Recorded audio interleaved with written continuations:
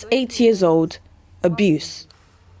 In adolescence, depression and a desire to die. And at 16, the underworld of prostitution.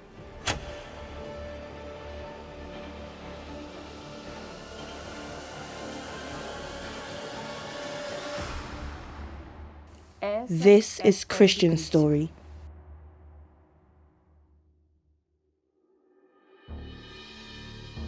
Lorraine began to emerge at the age of 8 as a result of an abuse. When I turned 15, after engaging with certain friendships, I became involved in the world of homosexuality.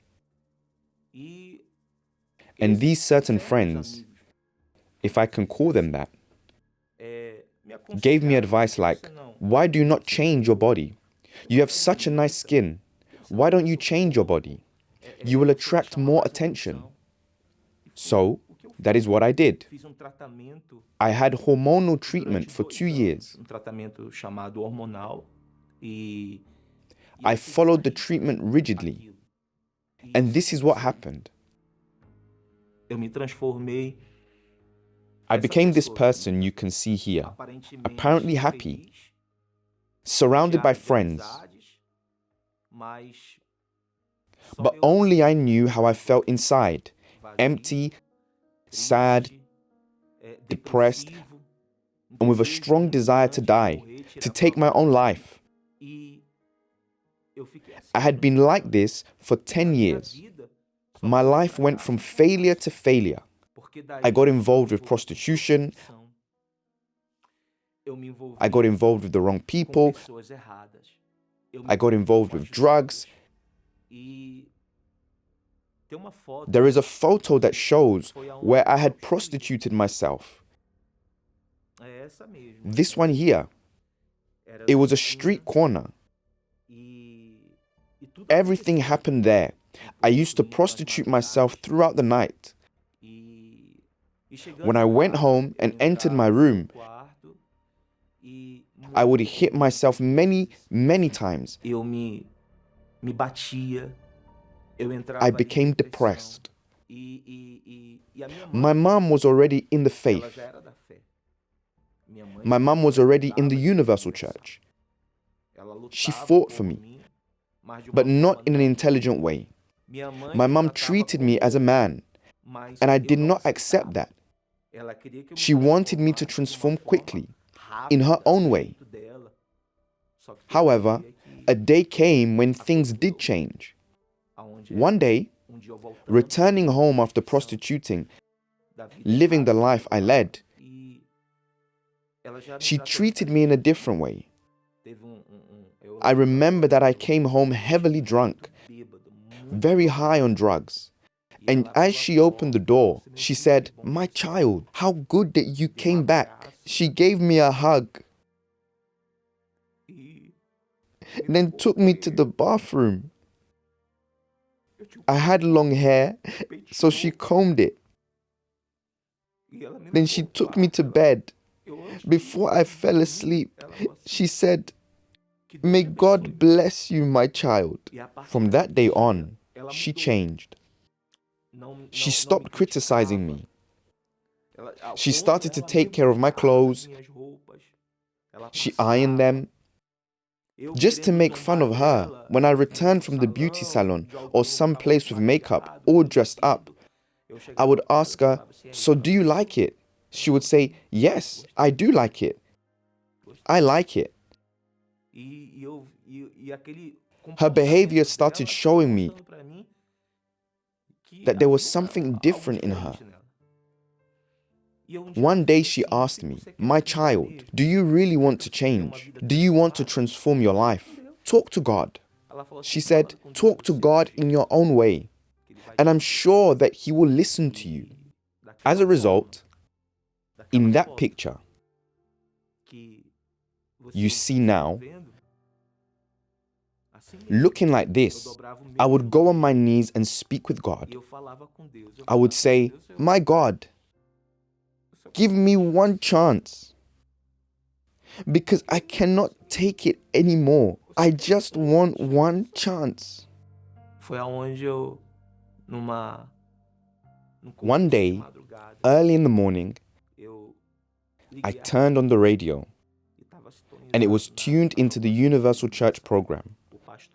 The pastor who was speaking said, "You who have lost your identity, you who no longer recognize yourself, but you want to change so much, but you cannot. Call me here now. You can call me now." I did. And he spoke to me, gave me some guidance.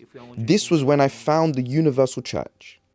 I will never forget the day when I entered the church, because I thought that I would be discriminated against. But it was the opposite. At the altar, when the pastor said, "Perhaps you want to change,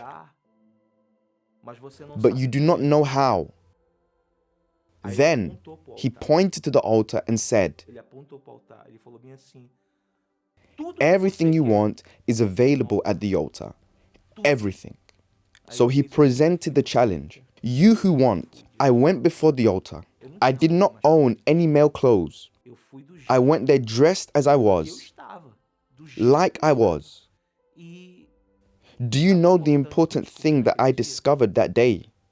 It was that God looked within me. So I opened up to God and said, "My God, I don't want to be like this. I suffer, I desire to die, I want to end my life, but if you give me an opportunity to change, I want to change now." The peace I felt was immediate. I came to the church in the midst of the campaign. I learned that I had to surrender Christian. I had to surrender Lorraine, prostitution. And when I discovered that I had the right to be happy, I became revolted. I started fighting against myself. I cut off my long hair. I started changing my behavior at home, broke the SIM card of my phone, and lost all my contacts. I then gathered all my possessions, clothes, makeup, jewelry, everything. I filled a big bag of flour, the size used in bakeries, with everything I had. On the day, I went up the altar with my sacrifice. Inside my sacrifice was my past, my abuse. I simply asked God for one thing, just one thing. I actually wrote it down. I wrote, "I, Christian, want to be a man of God."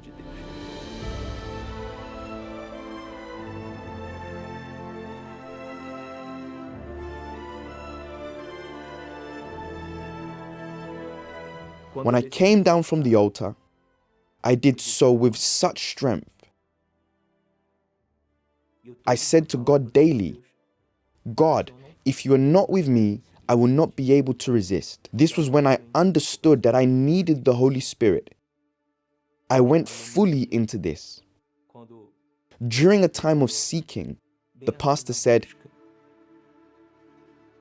"Jesus is here." This was the only thing that was missing for me. It was for me to really believe it. Simply believe.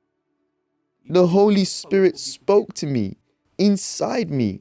"Behold, all things have become new." All things. In that moment, peace and joy came over me. That day, I left feeling different. I left as a new Christian. And from that day on, my life changed completely.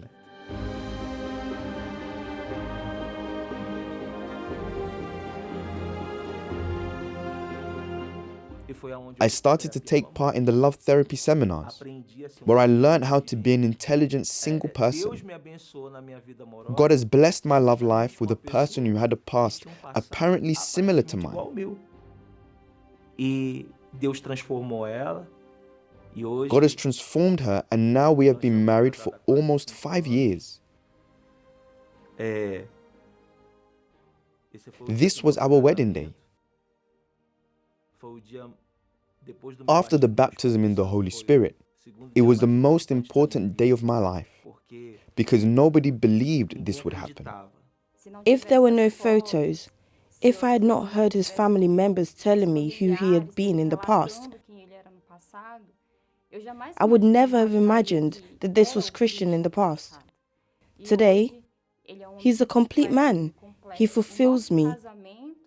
There is real communion in our marriage, an alliance between us. You see this place here? This was where I would prostitute myself. It represented my emptiness. Now, look at what the Holy Spirit has done in my life. Today, that empty plot is a universal church, a door to save souls, like what he did with me.